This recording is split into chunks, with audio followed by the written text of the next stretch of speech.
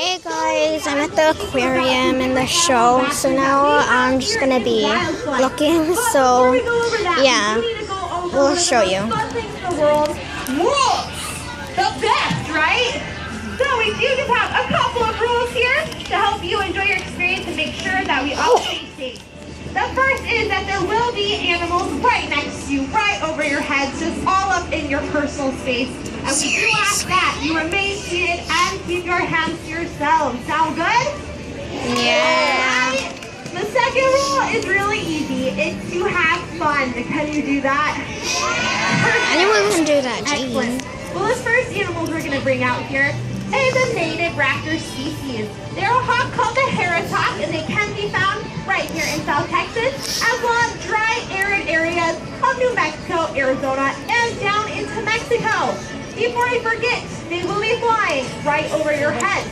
You are more than welcome to look up at them, but you might want to keep your mouth closed, if you know what I mean. We have a different splash zone here. It's not water. Oh, it's poop. So, with that in mind, are you ready to meet our first animal ambassador? Yeah! Woohoo! Come out with Xander, our male heretok. He's going to be coming from that track right there. Who's So right? heretoks are actually very unique to the raptor world because while most raptors hunt solitarily, the heretok will actually hunt in a group of 5 to 7 birds. This gives them the nickname the wolf pack of the sky. They have found that it is beneficial to their hunting strategy. So let me set up a little bit of a demonstration for you all. Let's pretend that Xander's hunting out with his family.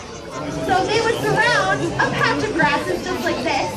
Meanwhile, there would be a couple of different members perched on top of cacti, telephone poles. They would then send an inexperienced male like Xander into the brush to flush whatever was hiding there.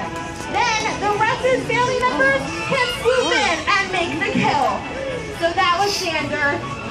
Now these animals can catch items that you did, They can catch items as small as a mouse, as large as a jackrabbit, and they can even catch birds right out of the sky.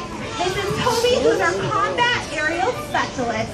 He specializes in capturing a little leather lure that we pretend is a bird in flight. So we're going to send him over to Andy. And then we're going to use our imagination to pretend like this is a bird, all right? Toby, are you ready? Oh! That was awesome.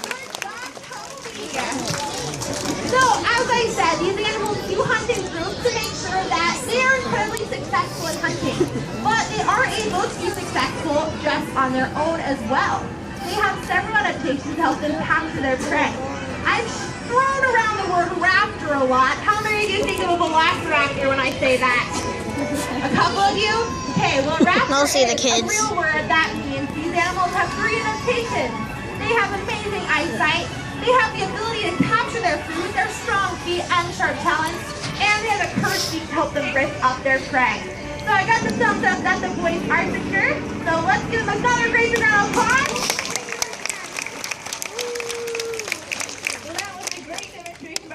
And they are, of course, carnivores. Now, our next animal coming out is an omnivore, which means she's not very picky about what she eats. Joining us now is our white-nosed coati by the name of Sonora. Now, as she's out here and you get a good look, maybe you can guess who she is related to. I'll give you a hint. Her cousins wear black masks and like to go through your trash. And eater. Family. Now, as I mentioned, just like raccoons, they are omnivores. And she uses that long snout-like nose to find her prey. She will root around in the ground for tasty bugs and grubs. She can use it to find things like fruits, vegetables, small reptiles, and they will also raid small birds' nests because they are semi-arboreal, which is a fancy way of saying they like to spend a lot of their time in the trees. Now, coatis are excellent climbers, and she's showing off some of those climbing skills. And they have some great adaptations that make them good climbers. First of all, that long fluffy tail is very helpful. She wants to show it off again. When helping her balance on wobbly tree limbs and tight ropes. Then, coatis also have very big, non-retractable claws that help them get a very good grip on the bark of trees when they're climbing. And finally, they have rear ankles can rotate a full 180 degrees. So with those ankles, they can climb both up and down trees head first and always see what's ahead of them. Now she's taking a little break and posing for you.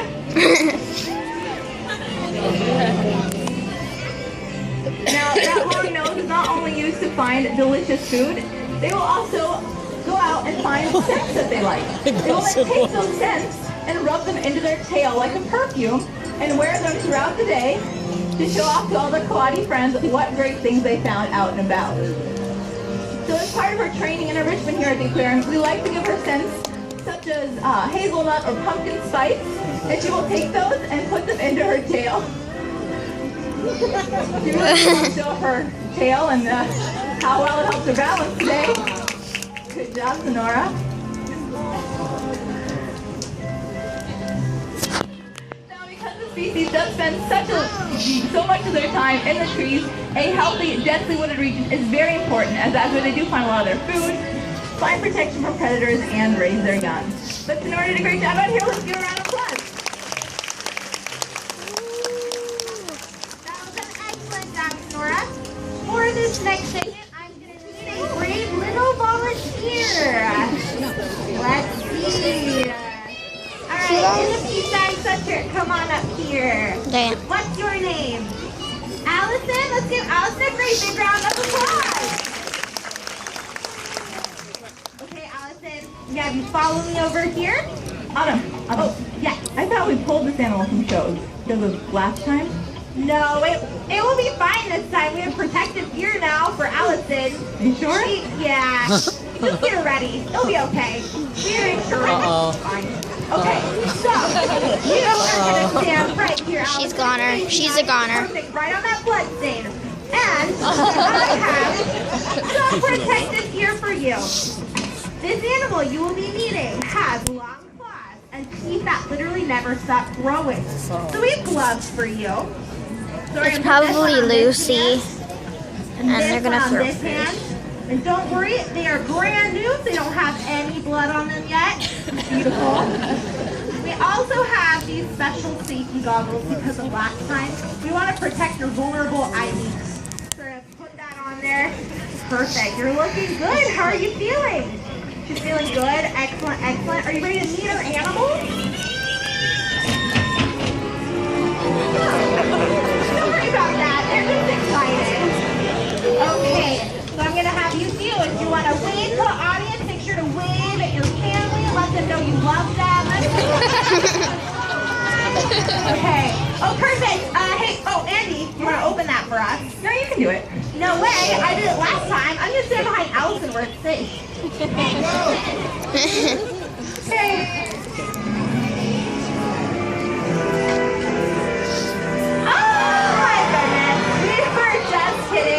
This is Chiquita, and she's not going to hurt you for anything. And why don't you go help Andy here? No good. So, as I said, this is Chiquita, and she is a prehensile-tailed porcupine. The prehensile-tailed porcupine is named that because of her prehensile tail. So, the prehensile tail helps her in her home of the rainforest and helps her stabilize herself as she climbs from branch to branch. She is also porcupine, so how is she afraid that she gets scared? She's going to shoot out all of her quills. Okay, a couple of us want here to tell you that's actually urban myth. They can't do that. These quills are just modified hairs, so they are embedded in the skin, just like our hair is embedded in our head. So they can no more shoot those out of their bodies than we can shoot the hair out of our head. Cool, but impossible. So Allison, why don't you come back over here? And I actually have this coupon for you from Whataburger, our sponsor, in order to get a free hamburger.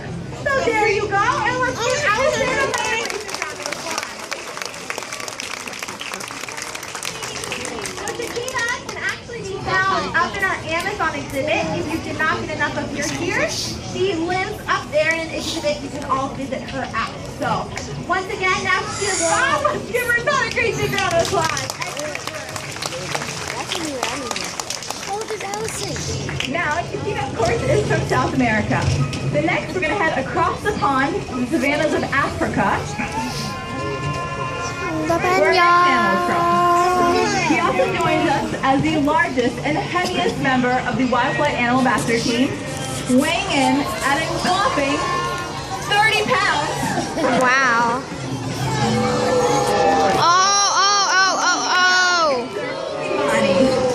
Now, I hope you weren't expecting a lion. Imani is much cooler. He actually catches what he hunts.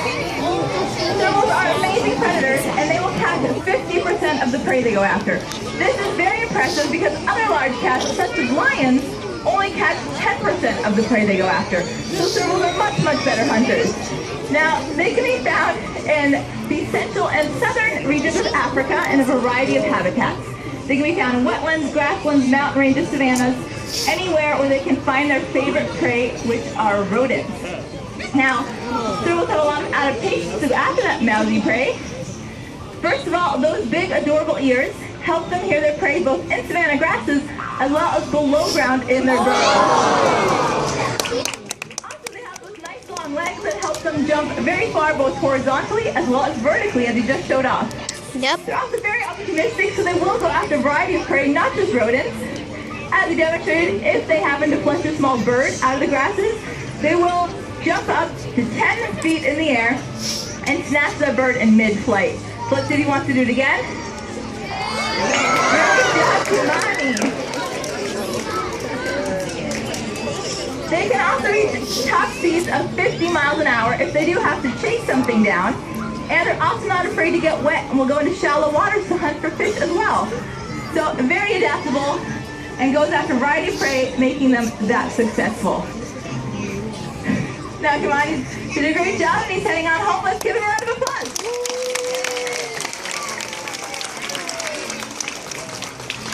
And Kimani, of course, is a very beautiful animal. He has those adorable ears, that nice golden silky fur, and those beautiful long legs. So he's kind of like a model. But I think our next animal is quite adorable too. What do you think, Autumn? I would agree. I would say she would definitely be a model for the fur girl. She has a bald head. She pees on her legs when she's hot, and she projects out lots of here.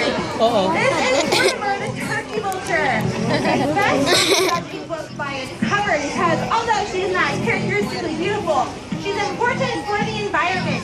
She helps clean up the environment of dead and rotting, decaying bodies.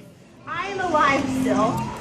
So she actually helps control disease in the environment because she's able to stick that bald head into rotting carcasses, deliciously chow down on it, and then make sure that the bacteria just flakes off in the sun because there's no feathers for them to get concealed in.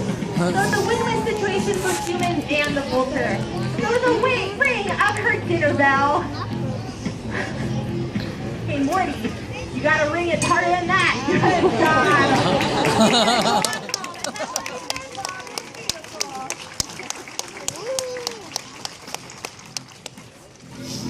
We're now going to have another species that you can find right here in Corpus Christi, part of the year.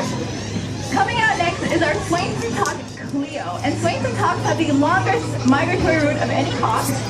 Every year they fly from Canada down to Argentina and back up again. That is a round trip of 14,000 miles. And on this trip, they feast on a very unique prey. They mostly go after grasshoppers.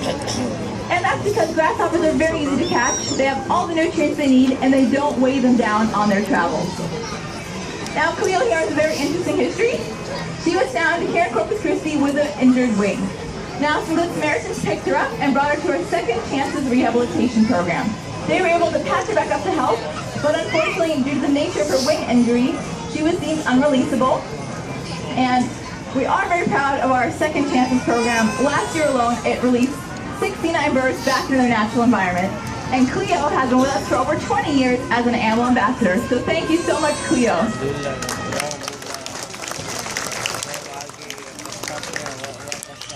Now, native birds, such as Cleo, are very heavily protected by the law. If you are found with even so much as a feather from a native species, you can be fined thousands of dollars. Unfortunately, not all animals are so lucky to be protected. A lot of exotic bird species, such as parrots, are often taken from their home by poachers to sustain the demand for exotic pets. Now, at Wildflight, we recommend if you are interested in a parrot, definitely do your research. Only get them from a reputable breeder. definitely research their needs.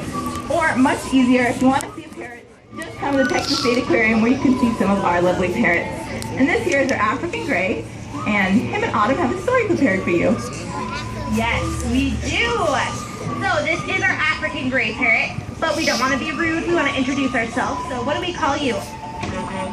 His name is Coco. So he is very well known for his great stories. So are you excited to hear a fairy tale today?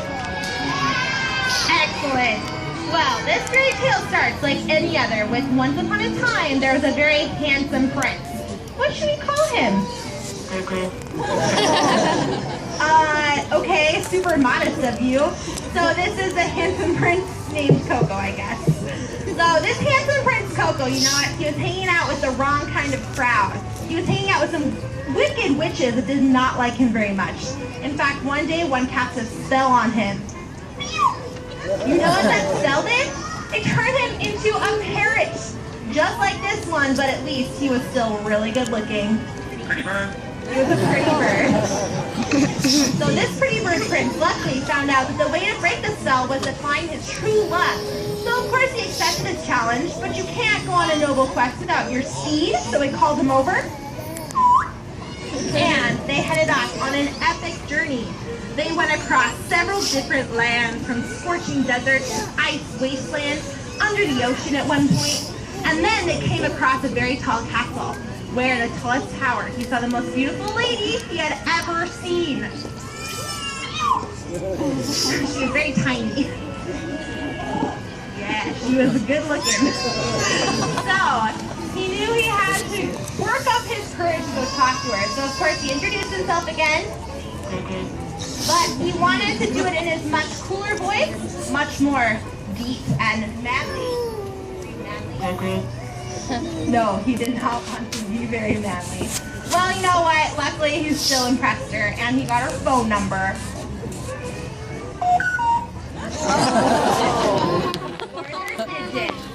So a couple of days later, he got up his courage to call her back. They went on a couple of dates, and you know what? They fell in love, and they shared true love's first kiss, and they lived happily ever after. The end. If you enjoyed Coco, you will love our next parrot guest. This is our green winged macaw, and while Coco comes from the African Congo rainforest, this animal comes from the South American Amazon rainforest. Yes, this is our green macaw Zeppo, and would you like to tell everyone hi? Hi! Now, macaws are known for a few different things. First of all, most obvious, those bright, beautiful colors, and he loves to show those off, so I'll let him do that. Yeah, and we'll turn him around so you can see all the colors. Yeah, bright reaction, oohs and ahs. He loves being admired. He's not very humble. What do you think of yourself? Not modest at all. So the other thing, of course, they're known for is their ability to imitate, just like Coco was doing. And so Zeppo here can imitate anything from his favorite squeaky toy all the way up to human speech. This one's a little bit more difficult, but he does hear it every day from his trainers. How about, I love you? I love you. So sweet. And of course, he's also very intelligent, so he's very fun to work with. He picks things up very quickly, but on the flip side of that, he's a little bit mischievous and likes to play pranks on his trainers because he thinks that's funny. Yeah, hilarious.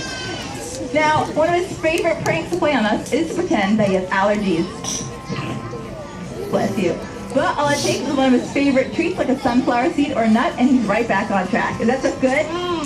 Yeah, delicious. So, are you all enjoying your day today?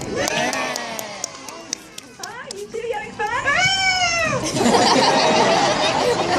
Well, Zeppo loves to entertain, but he also loves to educate and support our Second Chances program. This is the program that helped Morty and Cleo, and it's funded solely by donations from the public, from both people and sometimes parrots. So Zeppo is a big contributor. He likes to do his part to help out other birds. Good job, Zeppo. Now you come on back and give everybody a big kiss. And a wave goodbye. And that's Zeppo.